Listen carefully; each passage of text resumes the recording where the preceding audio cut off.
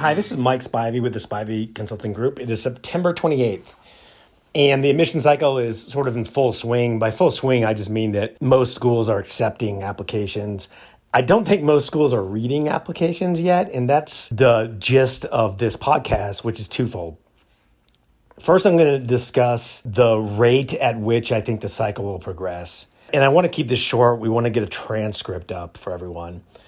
But if there's time, I'm going to also discuss sort of the early data and what I think is going to happen with it. So the rate of the cycle, I've heard mixed theories, both within my firm. We bounce these emails back and forth and online. And you can almost pro-con it as if you were a dean of admissions. At least that's what I do when I sort of try to make these predictions. Let's look at the, I guess we would say, pros. Well, to me, these are cons because I always think now as an applicant, not as an admissions dean. So why would the cycle go slowly?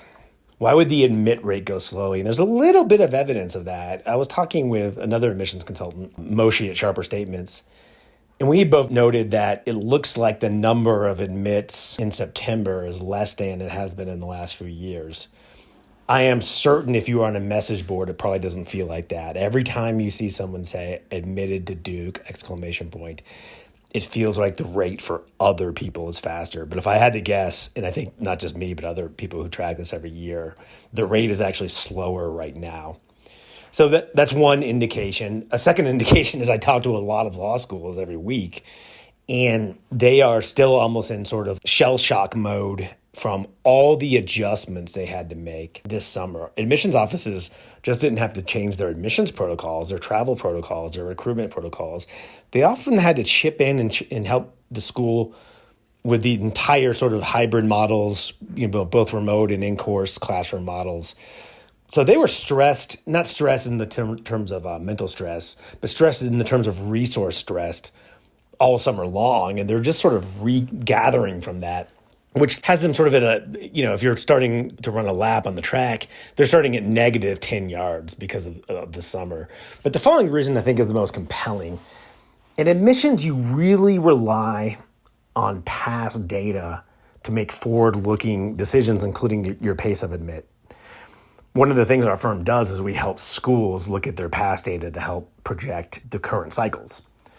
So these are what your target should be. This is how the cycle is going to progress based on our analysis of the past year's data. The problem with last year's data, and you've probably seen our blog, hopefully you've seen our blog on this, is it was inconsistent with any of the previous 20 years of data. There was a late surge due to COVID and changes in LSAC policies, the LSAT itself, the number of LSAT takes you could take, the option of seeing your LSAT score.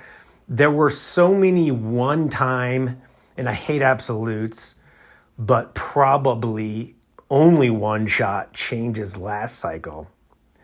That last cycle data is not very predictive for this cycle data, and that tends to have law schools go slowly. If you've seen the early LSAC data release, I'm sure law schools right now are excited, but in some sense they might be more cautious because if LSAC is going to release the data incredibly early, and it's not comparative to any data we've seen from last year, then those numbers, if we know this, the admissions officers know this too, the numbers are incomparable and certainly look inflated to us. So for those two reasons, specifically the third reason, one could see the cycle going slow. There's a couple of reasons why one might think it might go faster, though, as far as admissions decisions. There's two primary drivers to this. One is admissions officers aren't traveling. If the digital form keeps shutting down, they're not even doing that. But the digital form is just half a day in the life. Admissions travel, which is what I used to do back when I was in admissions and what current admissions officers did every year, but this year, is September, October, November, you are on the road. You're flying from school to school. It is an incredible amount of travel in a 3-month period. I mean, to put it in sort of admissions terms, you rack up Marriott reward points and Southwest Airlines mileage points, right? So you're on the road every week.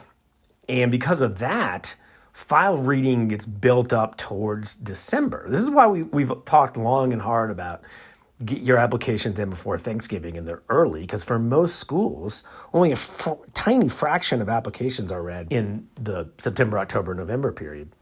Well, they're not traveling. So They need to fill that time void with something. In fact, if I were a dean of admissions today and I saw that Harvard slowed pace, and let's say I was a competitor with Harvard, I would say, here's a opportunity, a competitive opportunity for us to read and render decisions early. We're not traveling. Some schools are going to go slower. So why don't we make a number of decisions early, get people admitted, get them excited about their school, do some sort of virtual admitted students day. That's literally how I would do admissions right now if I were to switch to the admission side of thing, which maybe I will. So maybe next year I'll be speaking as a dean of admissions somewhere. The point being this, there are no definites in this prediction. If I had to guess based on what we've seen with the data as far as admissions so far, what we've seen as far as how admissions offices respond to incoherent data, the data last year, for lack of a better word, was incoherent. So here's my prediction. I think this is going to be a slow cycle. So for 80% of applicants, it's going to go slower than past cycles. But for almost all applicants, it's not going to feel like that because you'll see the small outliers and data points on message boards and, like my LSN, and it'll seem like other people are getting admitted too rapidly relative to you.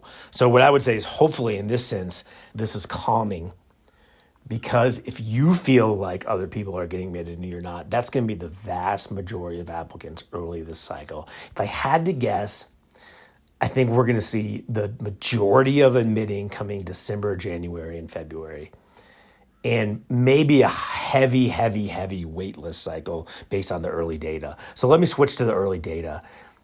Everything that looks elevated, but it's going to come down. We predicted over the summer that there's going to be more applications, and that's almost inevitable. Even with this low summer LSAT takes, people were saying, well, you can't make this prediction, but we were pretty confident there's going to be more applications. There is yet to be any compelling evidence to me that this will be one of the most difficult cycles ever. So I do not believe that. I don't see any evidence. I think those LSAT numbers are going to come way down in the top percentile bandwidths. I think that law schools, the more I talk to them, the more confident I grow that they're going to grow their class sizes. There's only 3 ways that law schools can handle their budget deficits right now, because they're not getting money from Central University, by and large, anymore. They've been underwritten by Central Universities ever since the Great Recession.